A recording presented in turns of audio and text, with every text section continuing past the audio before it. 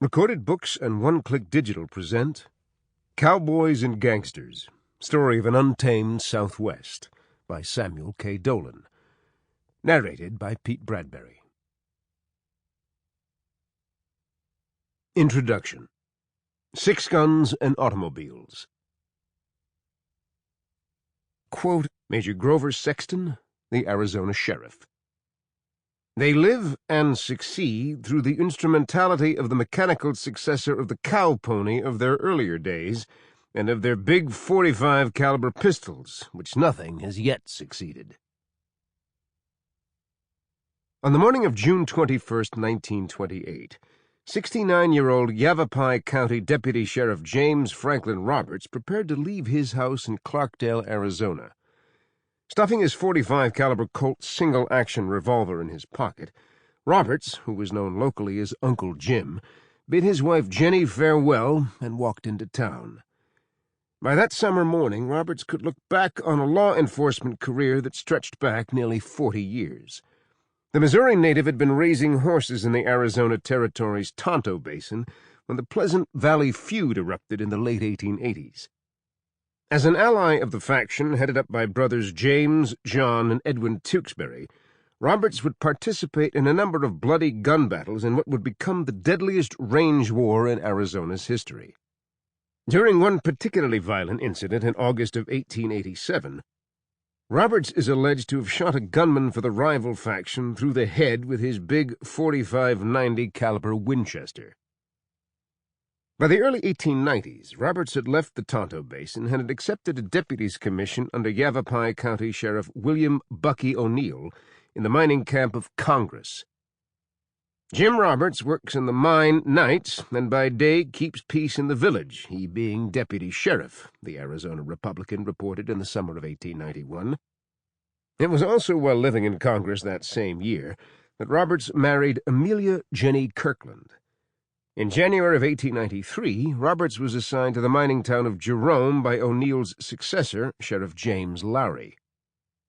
Roberts established himself as one of the most efficient and fearless officers in Arizona, and after serving as a deputy sheriff and precinct constable, was elected as Jerome's city marshal.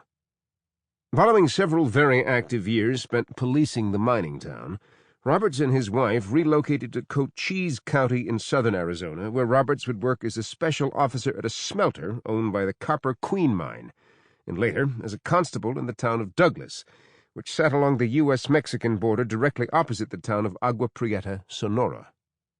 Returning to Yavapai County with his wife in the 1920s, Roberts, who was then in his 60s, accepted a position as a special officer for the United Verde Copper Company in the smelter town of Clarkdale, a job that came with a Yavapai County Deputy Sheriff's commission. Many changes had taken place in the Verde Valley since Roberts had last worn a badge in Yavapai County. Statewide prohibition had come to Arizona at the beginning of 1915, and as the 18th Amendment to the United States Constitution became law across the nation in 1920, the valley, which included the communities of Verde, later Clemenceau, Cottonwood, and Camp Verde, became a haven for moonshiners who produced white mule in stills made from the very same copper mined from the hills around Jerome. Raids by Prohibition agents and members of the Yavapai County Sheriff's Office were common throughout the 1920s, and gunplay wasn't exactly unheard of. The job of a deputy sheriff assigned to one of United Verde's mining operations wasn't without its risks. During World War I, labor disputes in the mining towns of the Verde Valley had resulted in several deadly collisions between area peace officers and members of the local workforce.